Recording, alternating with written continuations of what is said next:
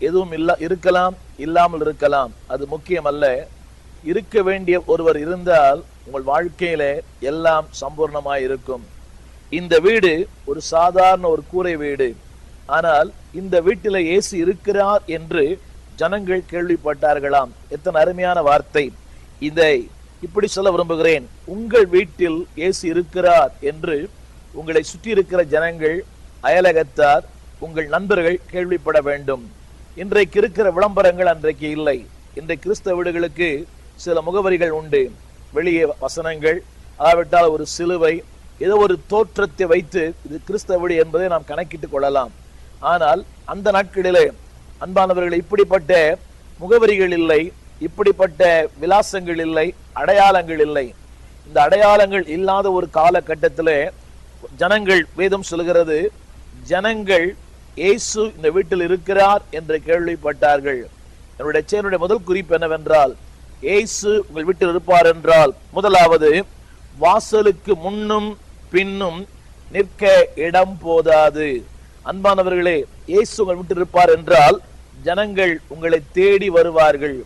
இன்றைக்கு நம்மை தேடி பலவிதமான மக்கள் வருகிறார்கள். ஆனால் அதில் பலர் வித்தியாச நோக்கங்களுக்காக வருகிறார்கள். ஒருவேளை கடன் வாங்க வருகிற மக்கள் ஒரு பக்கம், கொடுத்த கடனை திருப்பி கேட்க வருகிற மக்கள் ஒரு பக்கம். ஆனால் இயேசுவை காண திரளான ஜனங்கள் ஓடி வந்தார்கள். வசனம் சொல்லுகிறது, அவர் அவர்களுக்கு வசனத்தை போதித்தார். இயேசு உங்கள் வீட்டில் இருப்பார் என்றால், அன்பான number 1, there will be a fellowship. ஜனங்கள் உங்களை தேடி வருவார்கள். இன்றைக்கு அன்பான கர்த்தருடைய பிள்ளைகளே, இயேசு மட்டும் இருப்பாரானால் அநேகர் உங்களை தேடி ஓடி வருவார்கள். இப்படி சொன்னால் உங்களுக்கு புரியும். தேவனோடு கூட உங்களுக்கு சரியான உறவு இருக்குமானால் சக மனிதர்களோடு கூட உங்களுக்கு நல்ல உறவு இருக்கும். இன்றைக்கு தேவனோடு உறவு இல்லை, எனவே சக மனிதர்களோடு கூட உறவு இல்லை. Get right with God and you can get right with man. If have a fellowship with God, you can have a fellowship with the people.